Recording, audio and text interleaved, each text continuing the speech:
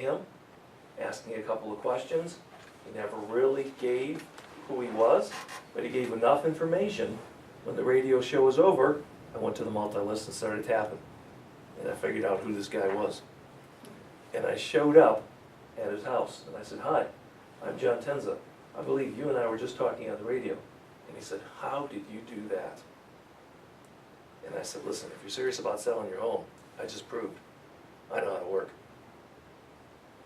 So, last year, he said, "You know, it's been a year since my wife passed, and it's been very hard for me to let go of some of the stuff. My kids keep telling me you don't need a 4-bedroom home, sell the home." You know what? I was showing homes earlier this week in Ypsilanti. And his house was not very far from there. Did we talk about follow-up and referrals, everybody? I scooted over to his house, I knocked on the door, he wasn't home. I put my card inside where the door's at and the weather stripping, put it right in there. There's no way you could open the door without my card. He called me up and he said, "Hey, John." I said, "This is Dwayne." He said, "How did you know?" He said, "You were just at my house." I said, "Yeah, what'd I do, scare you? You didn't answer the door." He goes, "No, I wasn't home." But he said, "You were not going to believe this. I was just saying it's time for me to list the home. I should call Tenza." And he said, "There you were." Could you get that? Now, did I really follow up for 2 years every day with this guy? No, just enough to remind him to remember me. Okay? So now I'm going to get that listing. You want to know how I'm going to work that listing, everybody? I'm going to get that listing. I'm going to send out postcards to the neighborhood. I'm going to go door knocking in the neighborhood with the highlight sheet on that home. Why am I door knocking the neighborhood? Because there's other humans everywhere who've been holding back because they bought the home in 2006 for too much and they didn't want to give it away and I couldn't afford to do that, and they've been waiting for the downturn to turn up. Now what's interesting is, this is 2013. You know, in 2011, in the Oakland Board of Realtors, there were many, many months in January, February, March where 50% of the sales were cash sales. Did you know that? Every single month. See, there's people that have been waiting, all right, and now the homes are coming back up. I wonder if that had anything to do with Warren Buffett last year saying he told all his investors, go buy property in Michigan. Michigan's coming back. Okay? So you're starting to see the rise in homes. Okay? You're not seeing as many short sales. You're not seeing as many banks. Okay? They did that. Okay? That game has shifted. Now you're seeing homes are selling again. And even when the banks are going in, they're not dumping them anymore. They're going in and fixing them up and putting them at a right price. Okay? They finally figured it out. So things are happening. Multiple offers are coming in. Why would I take this new listing I'm going to get, really, and go door knock? Because other sellers are waiting for me to knock on their door. And if I show this new listing I just got for Dwayne down the street, 2 blocks over, 4 blocks over, it makes no difference. I'm starting to dominate my area. And I say, just out of curiosity, I'm holding it open, not this Sunday, but next week Sunday. I want to give you a heads up. If you have any friends, relatives, people you know, someone moving back from out of state, somebody at work, that somebody you know wants a carpool, giving you a heads up. I'm holding it open next week Sunday. And I'm happy to do a private showing before that for anybody that you have called me. Now watch this, I'm not done. After you and I talk, I'm going to do this little kind of turn. Okay, I want you to show my little kind of turn. Watch my big feet. I'm doing this little kind of turn. Did anybody see my feet move at all? I'm doing this little kind of turn. See, my feet have cement shoes. They didn't even like come up a little bit. All right? They were cemented. So I start to do this little turn, and then I come back with a smile and I say, just out of curiosity, when were you folks thinking about placing your home on the market? Got it, everybody? The reason I'm here is because Dwayne asked me to sell his home. I'm here because I want to give you first shot at picking your new neighbor. I'm holding it open 2 weeks from now. Just out of curiosity, have you folks thought about making a move? I'm going to generate lots of people coming through my open house, through my aggressive advertising, through all the special things I do to make sure I get sellers top dollar. I know I'm going to find more buyers and I only got one home. If you're thinking about selling, I can sell your home too.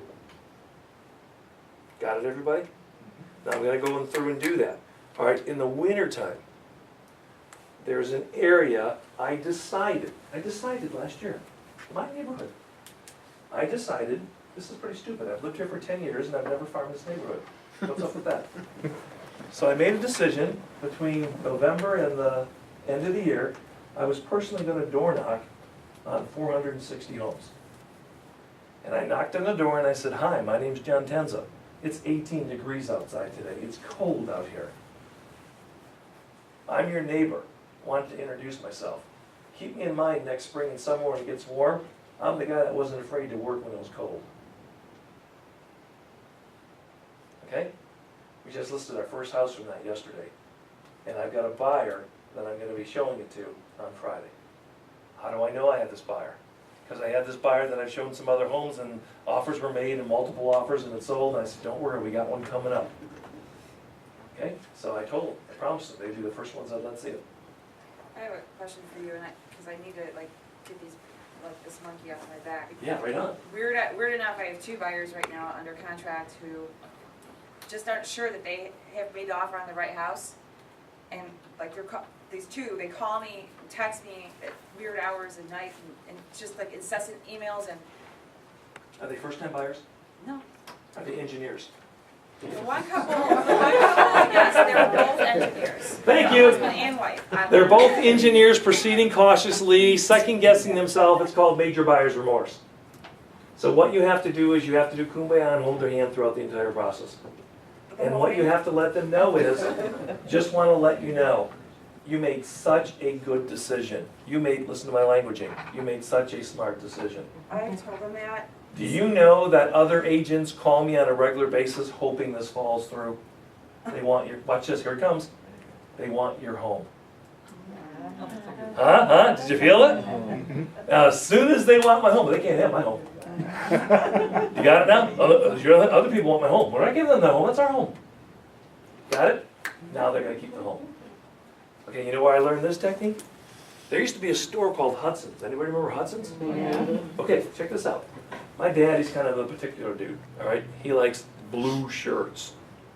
So I'm in Hudson's for Christmas to buy him a blue shirt. There's a certain style he likes. There's no blue shirts, but there's a white shirt. So I picked this thing up in his size. It's the only white shirt. It's not blue. But I'm thinking to myself, I'm a salesperson. I can tell Dad, this will work with brown, this will work with blue, you know, black. You can wear this. This is versatile, Dad. This is white. But he loves blue, okay? And every time I buy him a shirt that's not blue, he tells me how nice it is, but I never see it again. So somehow they're getting returned. So I'm standing here thinking, what the heck? He loves this kind of shirt. You know, maybe I'll do it. And a lady says to me, excuse me, sir, are you going to buy that shirt? I was like, this shirt? Yes, I am, thank you. I take my shirt right to the cash register. I said, this is my shirt. Okay? And then at Christmas time, I told my dad, while I was there, people wanted your shirt. All right? And he actually wore that one because other people wanted it. Seriously. I watched it happen. It happened to me.